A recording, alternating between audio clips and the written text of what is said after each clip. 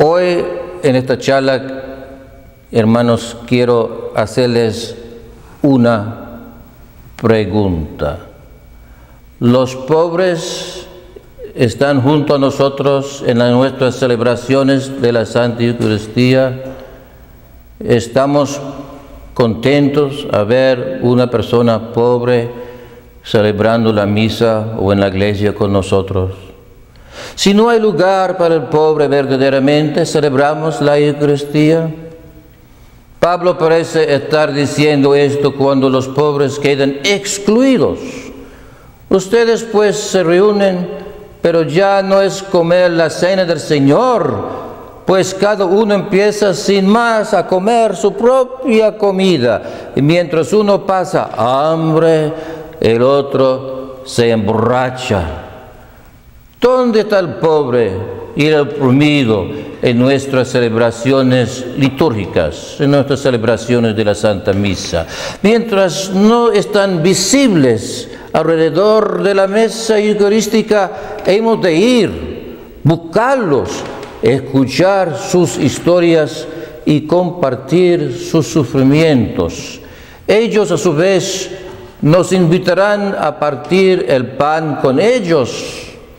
Tal vez vengan a la Eucaristía con nosotros, pero tendríamos que dar un paso más y entrar en su lucha por la justicia.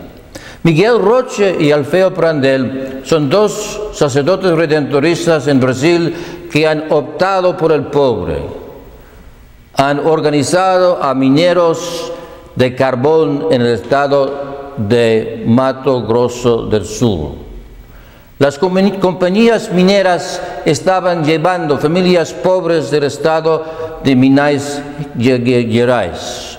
Un viaje de 24 horas, bien juntos en un bus, pero todos uno encima de otro, pero iban porque tenían una promesa de salarios decentes trabajando como mineros.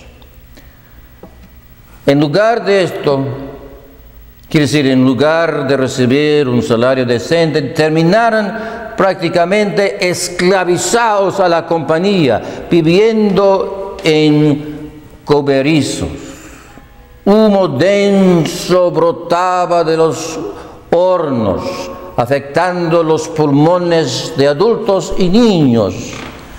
De acuerdo al Padre Miguel, la subsistencia en servidumbre apenas tocaba la superficie de un problema humano más profundo.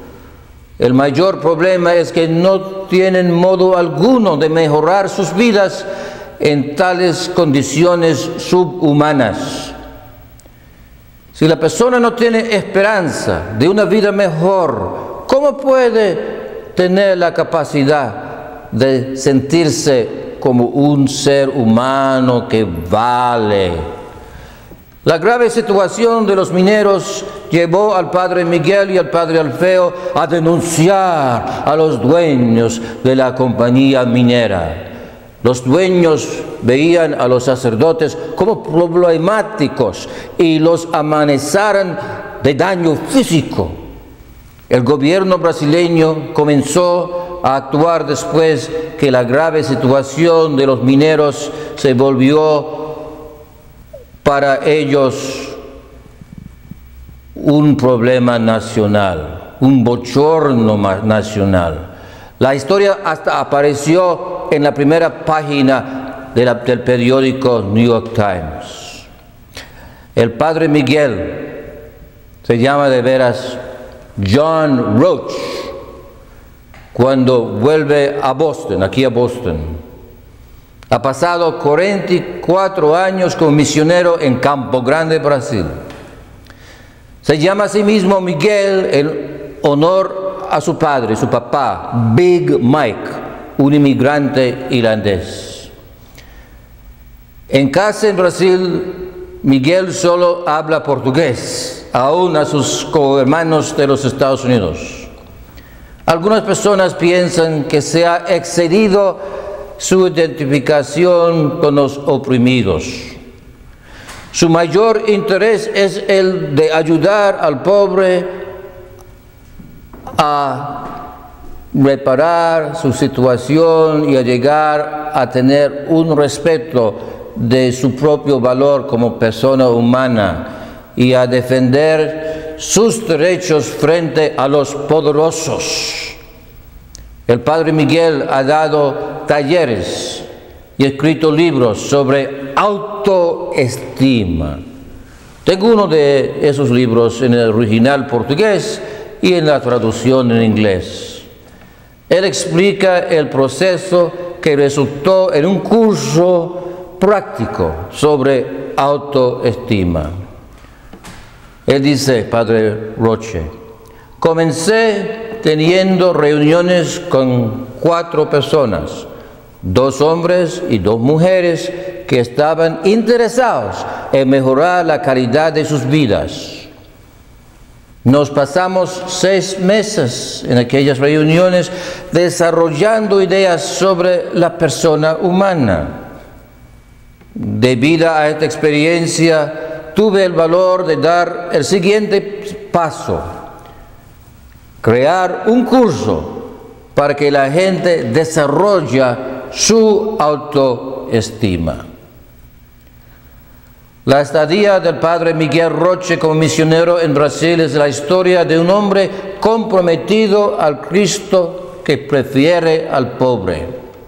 Él encontró a este Cristo en los pobres que compartieran sus historias de opresión y de fe en comunidades cristianas de base. Esta pobre gente mostró al Padre Miguel cómo ser un cristiano. Lo guiaron hacia una verdadera conversión a Cristo y a los hermanos pobres. La conversión está arraigada en una aceptación del reino de Dios. El tiempo se ha cumplido, dijo Jesús, el reino de Dios está cerca, renuncian a su mal camino y crean en la buena nueva. La buena nueva es la misma persona de Jesús. La conversión es un giro hacia ambos, Dios y el prójimo. El prójimo, por preferencia de Cristo, es el oprimido, el pobre. Para realizar esta conversión hay que volverse parte del grupo marginado, no a través de una total identificación, que en muchos casos no es posible, sino haciendo sus problemas nuestros, su condición la nuestra, de manera que yo y ellos nosotros seamos uno. El gran teólogo peruano Gustavo Gutiérrez, Padre Gustavo, habla sobre esta conversión. Una espiritualidad de liberación se centrará en una conversión en el prójimo, en la persona oprimida, en la clase social explotada, en la raza despreciada, en el país dominado. Hermanos, el Padre Miguel Roche vive esta espiritualidad. Él es uno de mis héroes. Nosotros en solidaridad nos enteramos de nuestra condición como pueblo oprimido, así como los hebreos a través de la mediación de Moisés, el profeta de Dios, se enteraron de su condición de esclavitud en Egipto. Es muy importante entender, hermanos, el contexto inmediato de la Santa Eucaristía, de la misa, es el recuerdo de Dios liberando a su pueblo de la esclavitud en Egipto. El Padre Gutiérrez comenta, la última cena es presentada sobre el fondo de la Pascua judía, la cual celebrada nos da una liberación como pasó a los israelitas en Egipto a través de la alianza de Sinaí. Como comunidad cristiana, hermanos, como iglesia, somos un signo visible, se puede ver. La iglesia como sacramento es un signo, y lo que menos se le puede pedir a un signo es que sea visible. El Padre Miguel Roche lo hace claro.